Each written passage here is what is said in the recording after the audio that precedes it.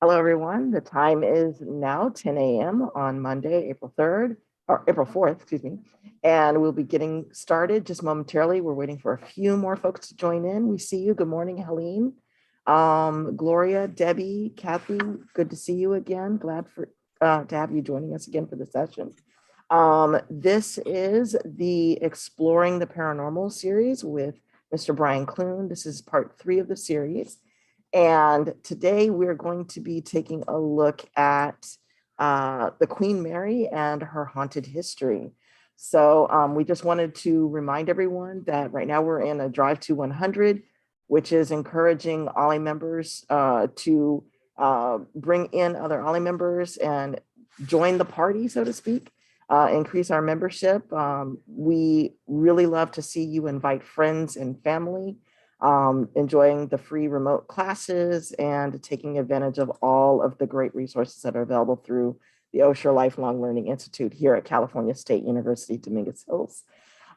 We just want to encourage you once again to invite friends. We have a few events that are coming up. We have our poetry fair coming up at the end of April, and our Juneteenth celebration, our annual Juneteenth, is coming up in June. So those are some pretty big things, as well as our continuous classes. So thank you for joining us for those. To get started, we just want to remind you to make sure that you have your microphone on mute when the presenter begins. The mute button is the little symbol in the lower left corner of your screen. That is the microphone, or in the upper right corner if you're on your tablet or mobile phone. This is a live participation class, so you will be able to ask questions throughout, but just make sure that it's a good time to stop and ask. And Mr. Brian is welcoming your incoming questions, and then we'll have a little discussion at the end. Okay. This presentation is being recorded for university purposes, and if you do not wish to participate, please make sure that your camera is off as well as your mic. But if you do want to participate, turn your camera on. You can use the raise hand reaction in your Zoom control panel to make sure that we see you, and we'll call upon you to ask your questions. And finally, at the end, we just want to get your feedback and see if these are interesting subject matter, or if you have other suggestions for us to include in the participation. So now we'll go ahead and get started. I'm going to turn off my mic and turn this over to Brian. Go ahead. Good morning, everybody. As was mentioned, feel free to kind of interrupt me at any time if you have a question. If I'm in the middle of talking, I'll continue talking until I'm done and then answer any questions you might have. But seriously, I do not mind being interrupted. Please, if any questions, just feel free to ask. So before I get started, there has been a lot of speculation going around about the Queen Mary of late because she was closed down. There was a lot of misinformation about her going out to be scrapped or sold or sent to China. That one's been going around for years. But from everything that I have gathered from the city of Long Beach, I've actually been down to the Queen Mary. They are trying to have her opened up by and I love this because it's perfect for me, the Halloween season. So if you have never been down to the Queen Mary, I highly recommend going, taking a look, and just enjoying the ship. And if you are into ghosts, it is probably one of the most haunted places I have ever been to. Now, the history of the Queen Mary is absolutely fantastic. After World War II, the race to get the fastest ocean liner in existence went into full bore. So Cunard had all of these smaller ships, the Mauritania, the Aquitania, the Britannia, and they were fairly small compared to what Germany and France was building. The main competition was between the French liners and Cunard, and the Normandy, which I have to admit was probably one of the most beautiful liners ever built, dominated at the time. So Cunard came up with this idea to build two giant ships to replace their smaller ones. One of them was the Queen Mary, and that was laid down first. And the other was the Queen Elizabeth, which was laid down a few years later. Now, the idea behind this was one ship would be sailing west to New York, while the other would be sailing east back to Liverpool.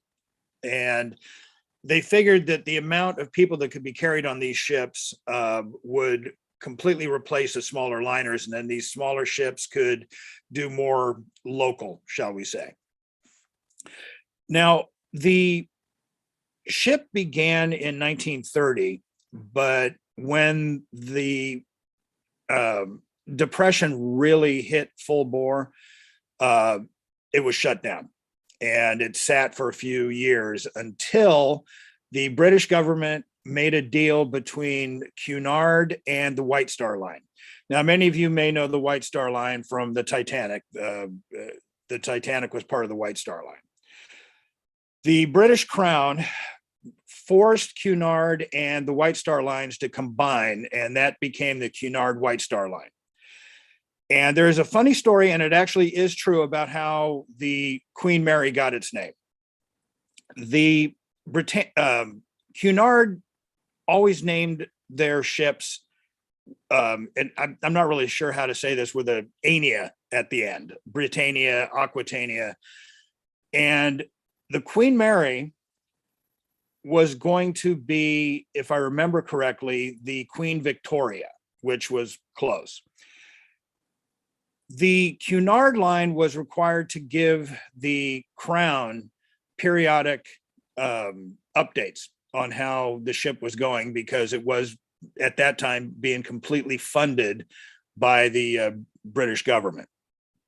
So one of the Cunard representatives went to the king, and when the king asked if they had decided on a name, the Cunard White Star representative said, yes, we are going to name it after the greatest queen of England in history. The king, and most people think that he did this on purpose, looked at the Cunard representative and said, oh, my wife would be absolutely flattered to have the ship named after her. Well, of course, his wife's name was Mary, and that's actually how the Queen Mary got its name, when it was supposed to be the Queen Victoria. Now, the Queen Mary has an extremely haunted history, and I'll go into that a little bit later, but it turns out that the first ghosts on the Queen Mary were two welders that had died just before the ship construction had been shut down in 1931. And the two men's families thought that because they had lost their job, that the men just went off and couldn't face their families and moved. When construction began again in 1934 on the ship, that's when they found the two men pretty much on the bottom of the hull. Now, one of those men is said to still be haunting the Queen Mary down in one of the generator rooms between boiler rooms number, I may get this wrong, 3 and 4. And he's a man by the name of John Henry. And I'll talk about him a little bit later. So the Queen Mary, when she was launched in 1936, was the largest and fastest liner ever built.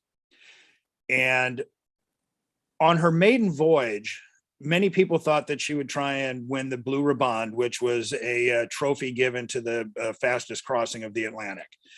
The Queen Mary was on her maiden voyage and decided, you know what, we'll just, make sure that the ship is in good shape. And, even though it had already passed all of its tests and everything.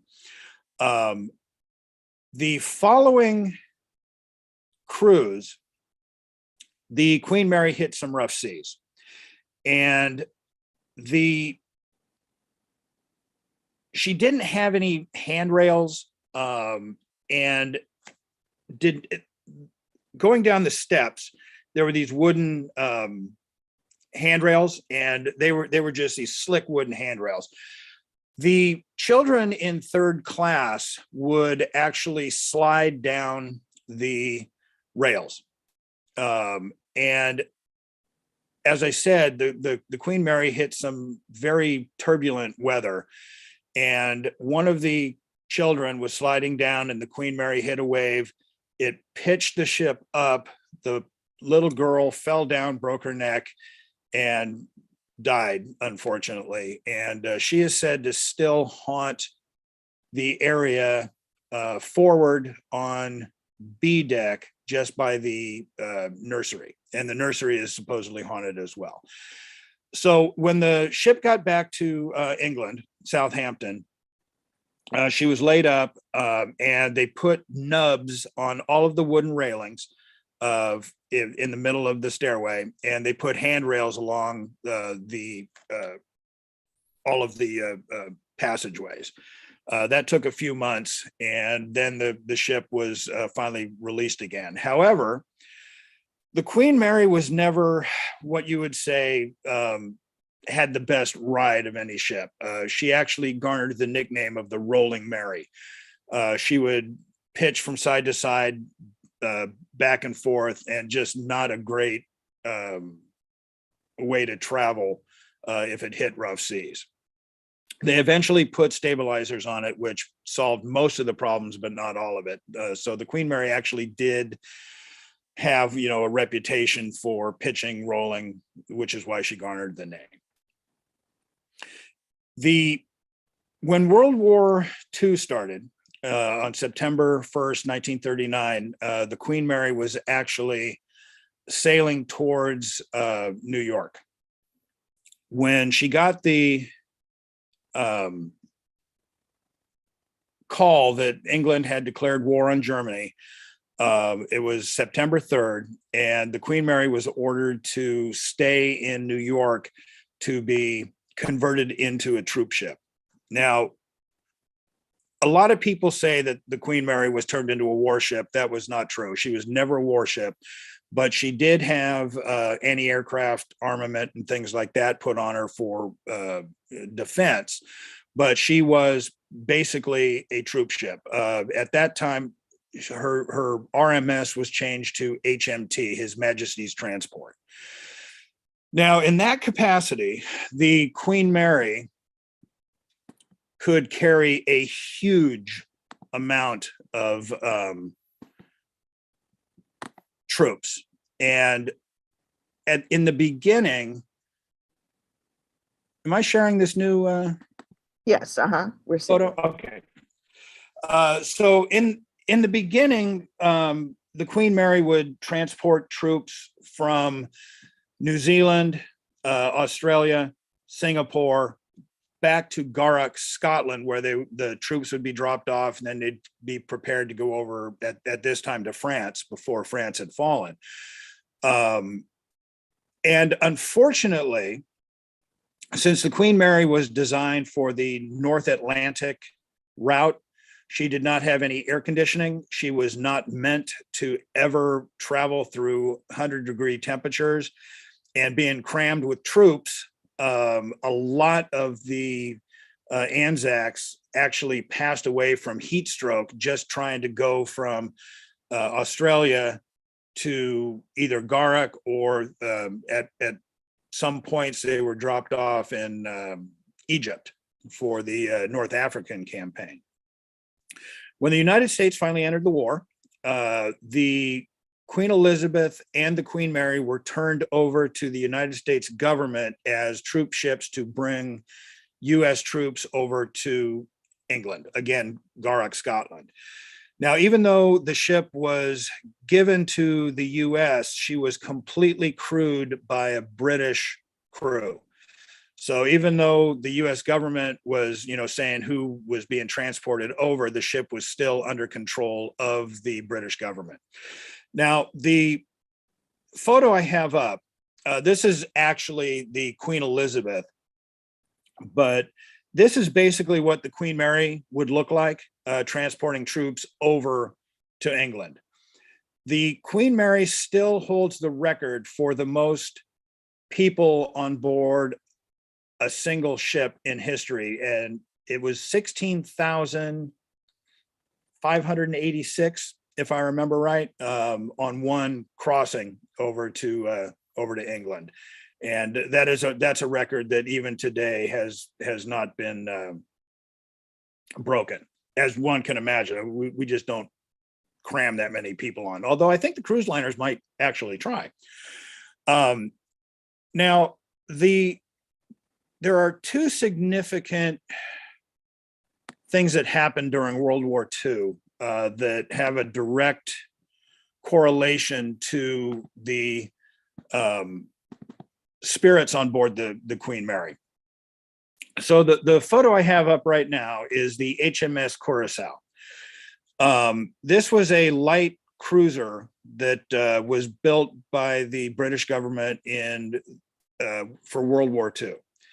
Now, she was not as fast as the Queen Mary, and the British sailors, even in the Royal Navy, were just in awe of the Queen Mary. Her size, her speed was just incredible.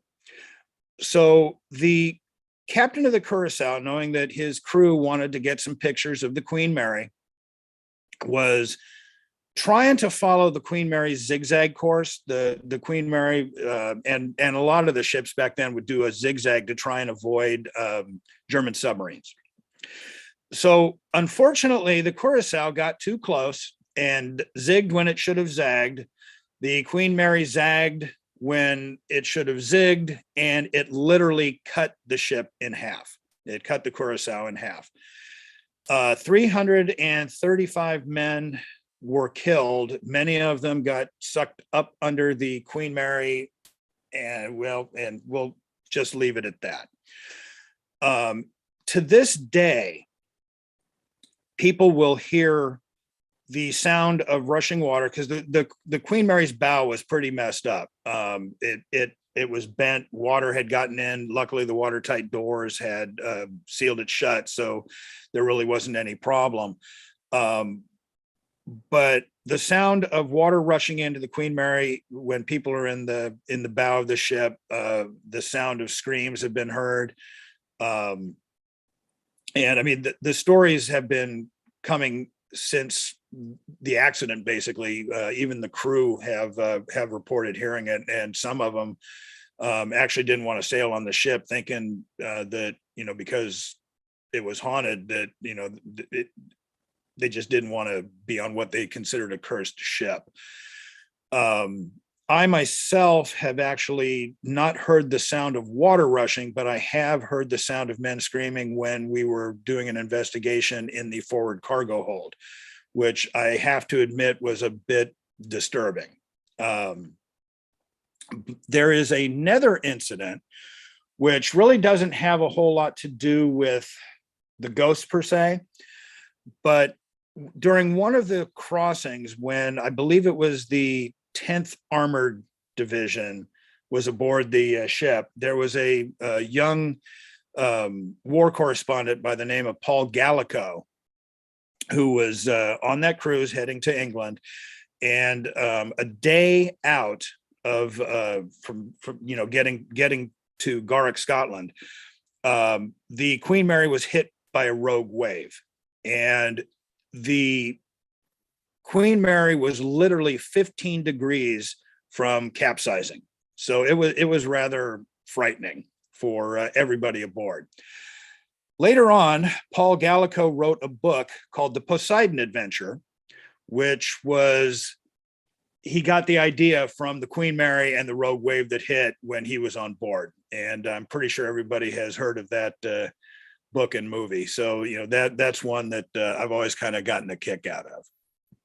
Now, during World War II, the German government and Hitler personally put a $250,000 bounty on both the Queen Mary and the Queen Elizabeth, along with the Order of the Iron Cross, which was basically the German equivalent of our Medal of Honor, to any captain of a submarine who could sink the Queen Mary or the Queen Elizabeth. It never happened, and there were many torpedoes fired at both ships, but they had a speed to the point where no submarine could ever come close to being able to properly target either one of the ships. Winston Churchill actually said that the Queen Elizabeth and the Queen Mary, those two ships alone helped bring the war to an end at least 6 years earlier than probably would have been. Now, we all know Winston Churchill was known for exaggeration, but the ships did really help. Now, after the war, after the VE Day, Victory in Europe, the Queens were actually slated to be transported to the Pacific theater of war. But before they could get there, that war was over as well. And they were going to be doing the same thing, transport duties. So after the war, both Queen Elizabeth and Queen Mary were tasked with bringing war brides home to the United States and Canada for those, soldiers who had married British, French, and Allied brides. Actually, there were a couple servicemen who had married German women after the war was over, and they were transported back as well. Now, probably the most well-known spirit on the Queen Mary is a little 5-6-year-old little girl by the name of Jacqueline Turin. Now, she was first discovered by a psychic, Peter James, who unfortunately is no longer with us, but we have caught his voice on the Queen Mary. And he first discovered Jackie back in 1991. And he had an actual audible conversation with her. And she had said that she passed away and drowned in the second-class swimming pool, which is actually no longer on the ship. It was removed during the conversion as a tourist attraction, museum. We have tried very hard to find out who Jacqueline Turin is. I literally went back through all of the Ellis Island records dating from basically 1937 up until about 1948, trying to locate little Jackie, and we came up empty. I even went to Angel Island, even though the Queen Mary was never in the Pacific. I just thought, okay, well, maybe there were some records there that I might give me a clue. We never did find out who Jackie was, and we never found her mother. Now, I came up with this theory that it was possible that little Jackie was part of the bride and baby cruises, bringing the war brides and their children back over to the United States and Canada. And, I'm not sure which she would have been, but the theory was that since Jackie was about 5 or 6 years old, that it was quite possible that she had been born before her mother had married either a Canadian or American soldier. Now, in that case, it's quite possible that Jackie's mother was traveling under her new married name, while Jackie still retained her father's name, Turin. And if that was the case, we would never have found a Jackie Turin, because the records would have had her as her mother's new married name. And I get a kick out of it. I was the first one to put this forth and put it in my book, Ghosts of the Queen Mary. And we were down on our deck in front of the pool, and a tour came through. So we kind of backed off, so we didn't want to, interrupt the tour. And the tour guide starts telling people that is the theory of the ship. And I was kind of like going, really? Because you guys had no idea what was going on with Jackie until I put it forth. Now, I didn't say anything in front of the tour guide when the guests were there, but as soon as they left, I was talking to the tour guide about that. And as soon as I mentioned my book, he made a hasty retreat. But I mean, it's okay as long as Jackie gets her due. Now, if you do go to the Queen Mary, I highly recommend going down to our deck by the where the first class restaurant was for the ship, and that's where they do the brunch. And by the way, if they do start the brunch again, it's very expensive, but it's probably the best brunch you will ever have. So feel free to go down and indulge.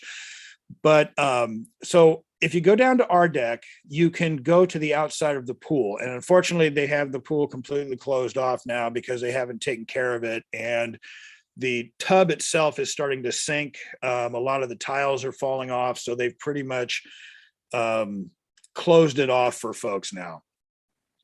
But if you go stand out by the door to the pool and just listen, Jackie is very vocal and she does it all audibly. So in other words, you can hear her as she's doing it rather than as an EVP, electronic voice phenomenon. You can go to queenmaryshadows.com and listen to I call it our greatest hits. Bob and I actually had a 20-minute conversation with Jackie in 2009, where she was actually yelling at my buddy Bob because he kept trying to tell her to call him Uncle Bob, and she just was not having any of it. And at one point, she actually got very upset, and she just calls out, "No!" when he says, "You can call me Uncle Bob." So I actually found the whole thing rather amusing and was kind of chuckling, which kind of made Bob mad while she was yelling at him. But it was actually quite a bit of fun. So after the war and after the bride and baby cruises, the Queen Mary was again converted into a luxury liner. And at the time, can you see the photo that's up there? It's a stateroom. This is a third class stateroom. Now, it may not look all that luxurious to us who are used to modern cruise ships, but to third class passengers, this was opulence. The Queen Mary was the first ship to actually upgrade what was normally called steerage. And a lot of people will probably recognize that name, especially if you've watched the James Cameron Titanic. This is what the Queen Mary offered its third class passengers, which was the lowest class. That would normally have been what is steerage.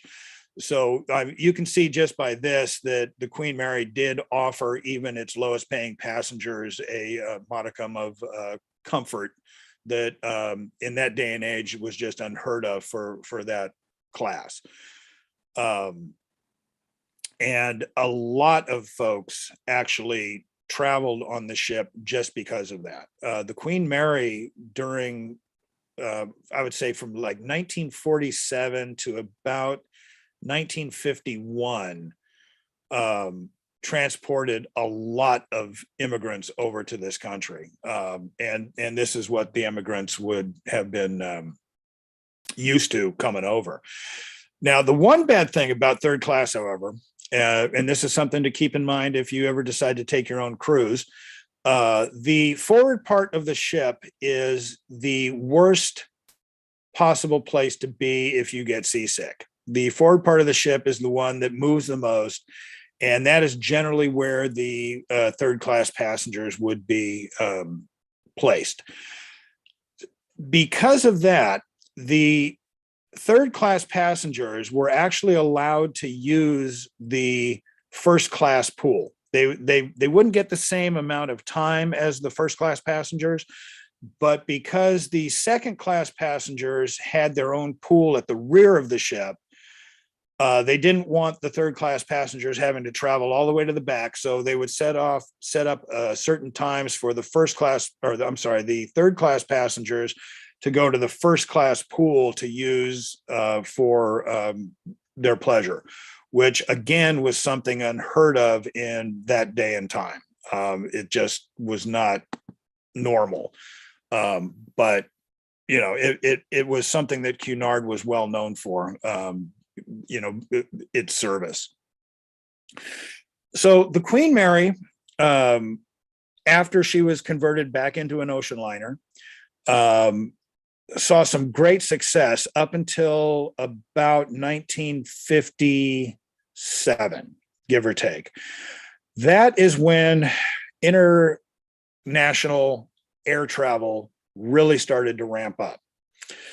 Now, the Queen Mary was very fast, and she held the Blue Riband for years until the SS United States took it over and never relinquished it. The SSUS, by the way, is holed up in Philadelphia, waiting, we hope, to be turned into a museum. But as of now, it's kind of rotting. So if anybody wants to help with that, go to the SS United States page and just check it out. So the Queen Mary and the Queen Elizabeth both started to lose passengers.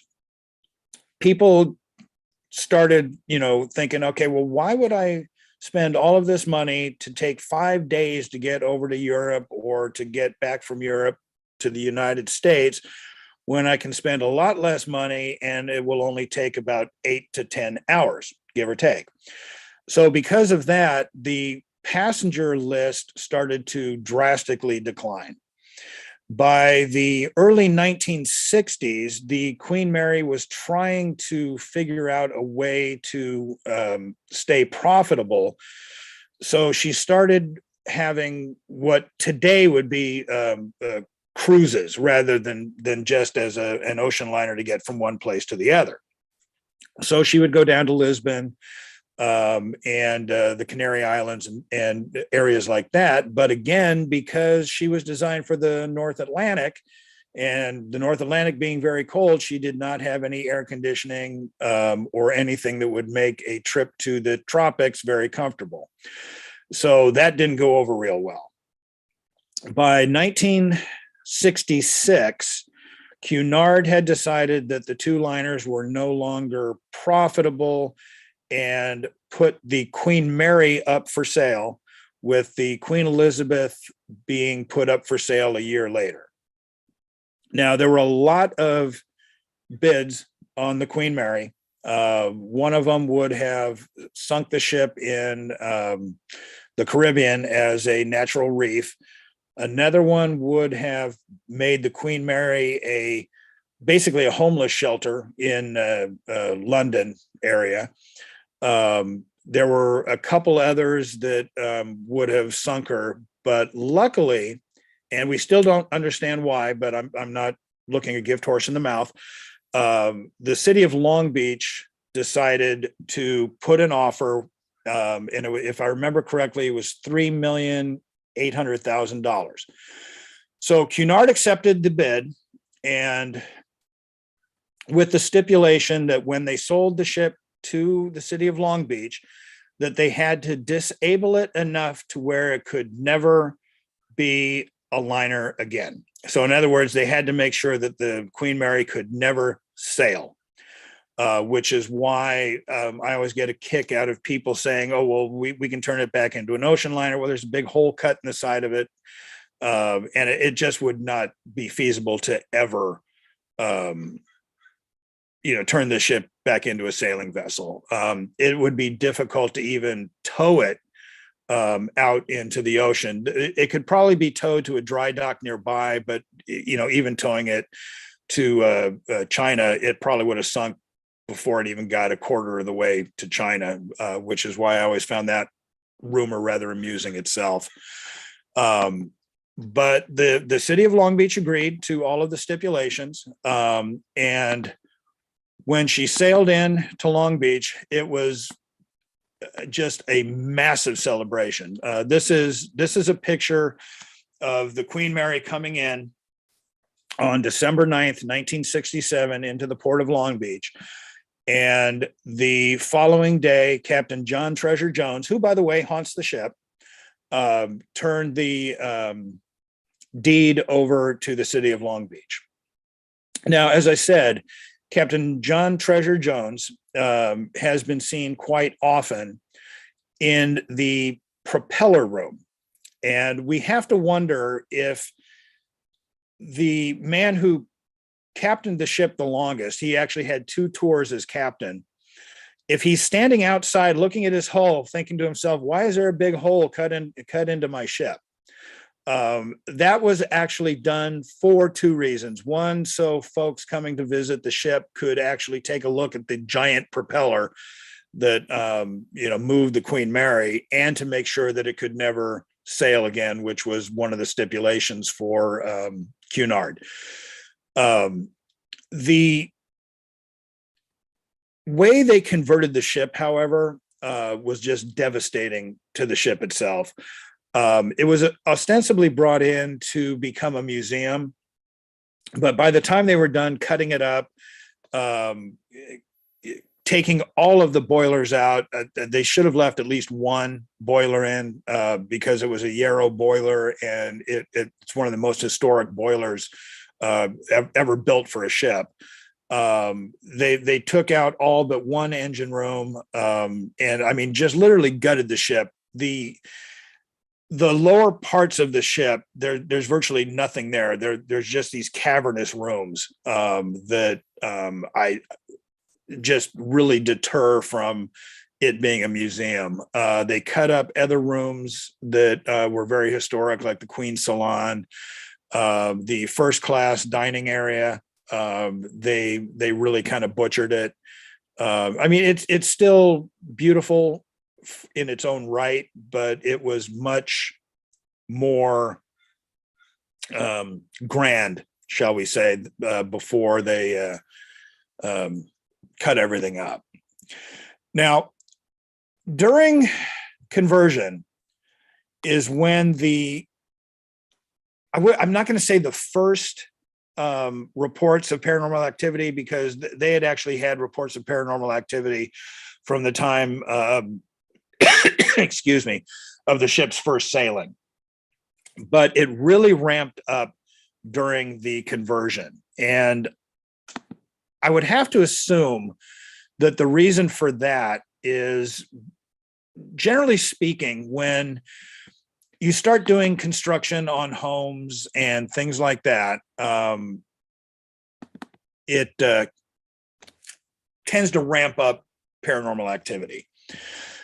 So I mentioned Jackie earlier, and can you see this photo? Yes. Uh-huh. Okay. Sorry, it did a weird thing when I tried to put it up. So if you can see this right here, this, we believe, is Jackie.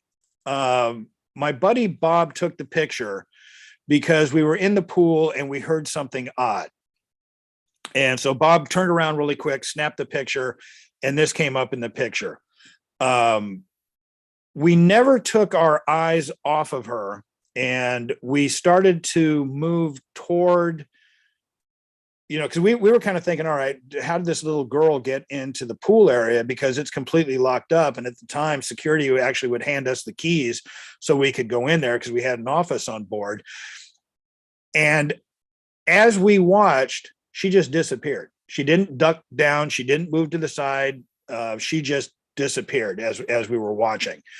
So we actually really do believe that this is one of the only photos that anybody has ever caught of Jackie. And to say the least, we were a bit excited when we got it. There is what happened here?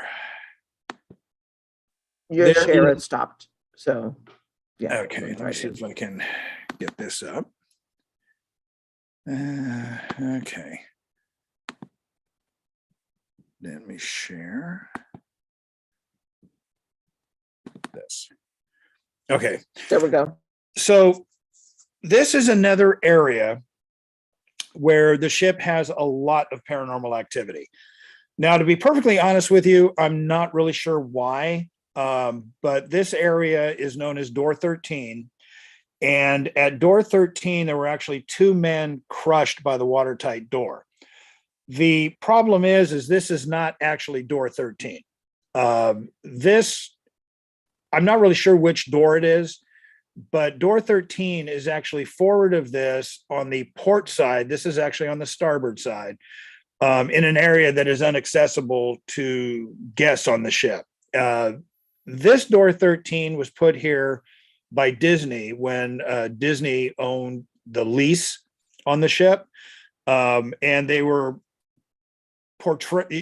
they had just started their Ghosts and Legends tour, and they were trying to promote it, so they made this Door 13 and said that John Petter was here bothering people.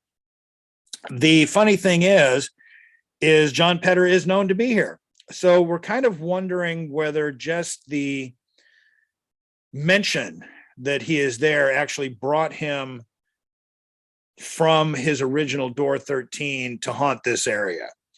Now, if you go here, this is still part of the tour, and John definitely likes the ladies and not necessarily guys too much. So he does make himself known to women rather than men. But he actually has become fairly active down here. His family has actually asked us not to really mention him anymore, and we kind of understand why. He was 18 years old. He was playing chicken with the original Door 13 and didn't make it during a watertight door drill. So, that's, we understand the family's apprehension, as it were. This photo here is, I think you need to pick a new share. yeah. Can you see that one? Mm-hmm. There goes. Okay. So you can see this right here. Okay. Now, this could be what we call pareidolia, but we don't understand where the shadow would have come from. This right here is a potted plant. But this would not necessarily be a shadow from the potted plant. And it's also a shadow down here. So it does have a reflection. So we weren't quite sure, we don't necessarily call this a spirit, but we just kind of have it as something unusual because of the fact that there was nobody standing there. We did catch this image and it does have a reflection. So we'll leave that up to everybody to decide what they think it might be. Now I have one other one, which I find absolutely why does it keep doing that? Which I find absolutely fascinating. You can share your desktop as opposed to the individual photo. That's what makes a difference. Oh, gotcha. Okay. So let me do this. Okay, so you can see this one? Yes. Uh-huh. Okay. This is one of the former captains of the Coronia, the ship Coronia. He never crewed or captained the Queen Mary. However, this picture right here was taken by a friend of ours, Gerald Reynolds, in the Coronia room on the Queen Mary.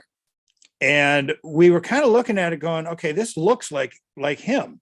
You can see his bowler hat here. You can see his ear. You can see the same chin, the same kind of eyes. So this one, again, I'm very leery about ever calling anything a ghost or a spirit. But you look at this one and you kind of think to yourself, you know what, that really does, look like Captain Rostern. I'm sorry, I didn't mention his name. This is Captain Rostern of the Coronia. Now, he did sail on the Queen Mary on her final voyage from Southampton to Long Beach. So maybe he just enjoyed the ride so much that he decided to stay in the room named after the ship that he was captain of.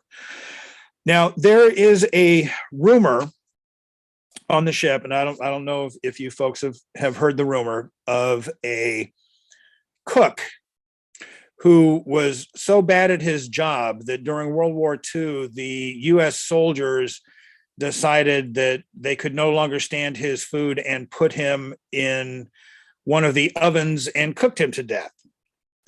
So that is strictly a rumor.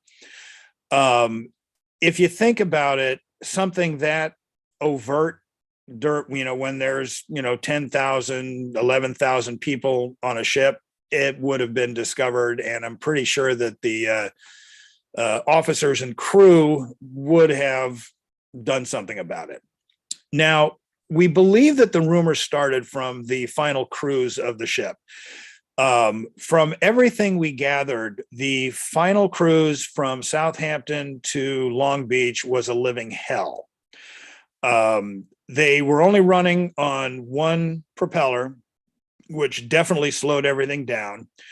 The ship was too big to pass through the Panama Canal, so she had to go all the way down to the tip of South America, go through the strait and come up, which is very hot. There were a lot of the passengers who left when it got to Rio de Janeiro and said, nope, no more. Now, one of the assistant chefs died from heat exhaustion due to the kitchens being extremely hot, the outside temperatures being extremely hot, no air conditioning on the ship, and he just succumbed to heat stroke. And we believe that's where the rumor of the cook comes from. But again, that's one that would have definitely become known. Now, one other thing I wanted to mention before I open it up for a discussion is room B340. I don't know how many folks have heard about room B340 being the most haunted room on the ship, but that strictly is not true. They say that the room was so haunted after she opened as a hotel that people could not stay in the room. The problem with that theory is that room B340 was never a hotel room from the time she has been in Long Beach. It was a third class room when she was sailing, and a storage shed, and they actually combined the two into this most haunted room, and that was from Disney, again trying to promote their Ghosts and Legends tour. Now, the story they came up with, however, actually did occur in 1956 in room B 440, if I remember correctly. There was a gentleman who was a bit disturbed, shall we say, and during the cruise from Southampton to New York, he killed his two small girls, his wife, and then committed suicide in the bathtub by shooting himself. We have stayed in that room, and his two daughters actually will make themselves known all over the ship. They're very playful. They like to run up to people, tug on them, and then run away. We have not, however, run into either their mother or their father. But hopefully, we really hope that at some point they will find peace. So if you ever want to stay on the ship, do not pay the extra money to stay in room B340, because they charge a lot of extra money, and you can actually get a suite for the same price. I would recommend the suite over room B340, because there's literally no place on the Queen Mary where you will not be able to have some sort of a paranormal experience if the ghosts are willing, shall we say. All right. So does anybody have any questions? Let's open it up. Were there other photos that you were showing besides the captain's photo? No, that was the last of them. Oh, okay. So if you want, you can go ahead and stop your share. Okay. And we'll open it up. Does anybody have any questions? Take the spotlight off. Okay. I do have a question. When it comes to I had never heard of the story of the Curacao. I'm not sure if I'm saying it right, Curacao. And I saw that they were saying that they're not holding the Queen Mary like necessarily responsible other than, the accident of it. But when these kinds of things happen, do family members of the people who are affected or the people that are killed, do they ever come back and have follow-up information about any kinds of visitations or other hauntings or anything? Not that I'm aware of. The family of John Petter is kind of an exception. John Petter has, besides Jackie, is probably the most famous spirit on the ship. And actually, in a lot of ways, he's probably more famous than Jackie herself, even though Jackie's the one that's more vocal. But it got to the point where the Dark Harbor crew, which is the Halloween haunt event that the Queen Mary had when she was still open. Now they hire Dark Harbor, so they're not personally involved with it, but they allow them to use the ship, and they garner quite a bit of money from it. But they started to caricature John, and that upset the family. And I, like I said, I really don't blame them. So they had actually gone to the Queen Mary and asked them to please stop using his name. So the Queen Mary just now says an 18-year-old crew member. And I respect their decision for that. I mean, you don't want to upset the family, especially with their loved ones like that. I do still mention his name, but I try and do it with a modicum of respect. The Dark Harbor folks, they try for strictly entertainment value. And at one point, Planet Paranormal, that's my team, we actually went to Dark Harbor and asked them to stop doing some of the things they were doing. They had a ghost caricature on there that they called Scary Mary. And they were basically using her with the story of Jackie. And that kind of upset us. They were starting to say that there were demons on the ship, and there are no demons on the ship. We had the same problem with Ghost Adventures when we were on their show. And then when we saw what they put out, calling Jackie a demon and all of everything on the ship a demon, we just had to put a stop to it as much as we can.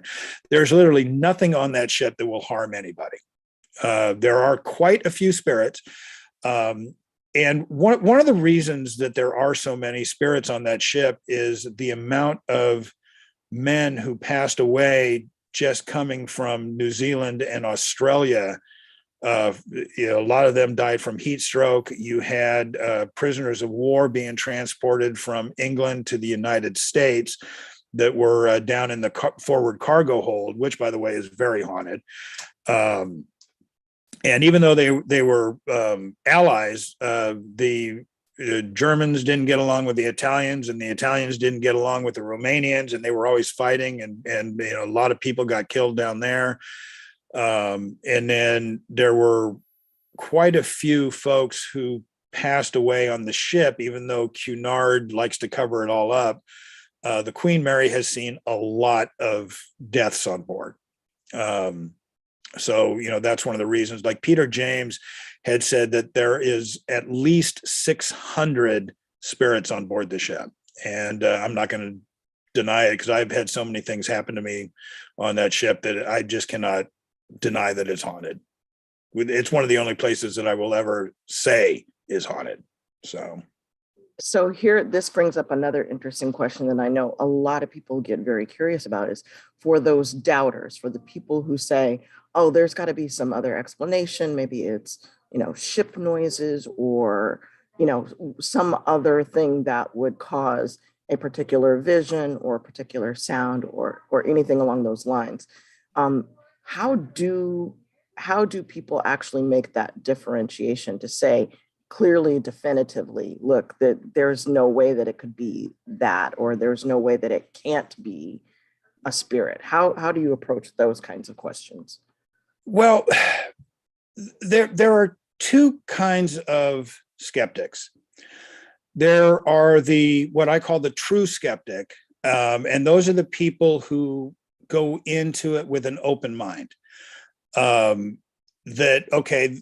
believe that there is the possibility, but they want proof. And I can understand that completely.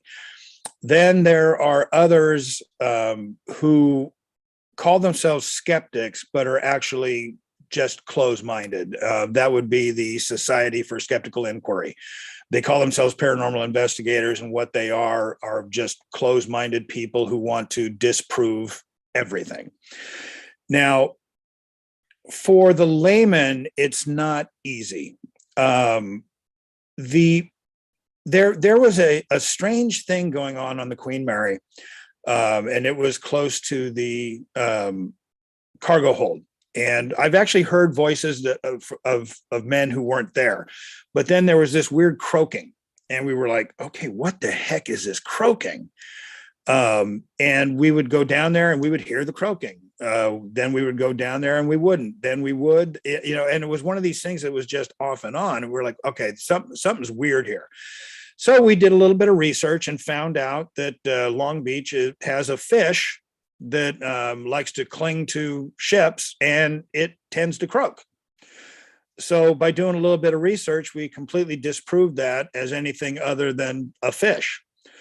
Then with Jackie, as I said, we recorded about 20 minutes of her just talking away. And we had it recorded, like I said, so we put it into our audio analyzer and found out that when Bob or I are talking, you will see the graph with the spikes from our talking. When Jackie is talking, it's completely flatlined, which means there is no human speech there. Now, even though there is no human speech being recorded, there is clearly a voice being recorded. So that led us to believe, okay, well, if there's actually nothing to prove that there's a voice there when there is a voice there, it's most likely paranormal. So that's one of the ways that we make our determination. For those, just going and doing it for fun, you're just going to have to trust your own senses, your own eyes, ears, things like that. For me, I have actually only seen what I will actually say is a ghost once. Now, yes, I showed the photo of Jackie, but I cannot definitively say that was a spirit. I was up in a place called Wolf Manor, and in walked a set of legs with no torso. It was completely solid and just disappeared as we were watching it. So for me, I don't need any other proof other than what my eyes told me. But I just leave it up to, people's best judgment, because that's usually the best way. They know if it was something or not. Unfortunately, a lot of people will see something completely mundane and just automatically assume it was paranormal. But if they're having fun, so be it. That makes sense. That absolutely makes sense. But I appreciate that there is an honesty to the perspective of it, of letting people know, yes, there's definitely some things that can cause doubt, but there's also some things that based on your experience, you know that there is no other explanation. Exactly. That's kind of cool, right? I'm going to read a comment that Donna left. She says, I was lucky enough to stay overnight on the Queen Mary after they remodeled and upgraded the rooms. It was wonderful. Their rooms were very nice with a wonderful view out of the portal of the port attractions. So that's kind of cool to hear some more positive things about the stay at Queen Mary. Yeah. Just as an FYI, it's always better on the starboard side than the port side. So always try and stay on the starboard side. Good to know. Good to know. Well, at this point, we have reached the top of the hour. We want to thank everyone that has joined us for the session today. The recording is online on our YouTube channel. And Brian, once again, we thank you for this. And we know that we have one more in our series for this spring term. I believe you are doing, let's see, religion and its importance to paranormal investigations. And that kind of acts like a capstone for this particular series. So that will be coming up on May 2nd, the first Monday in May. So we hope that everyone joins us again for that series, the ending part of the series. And Brian, thank you again for your time. We appreciate it. Thank you for having me. All right, everybody have a fantastic day. Thank you. Bye, everybody. Thank you.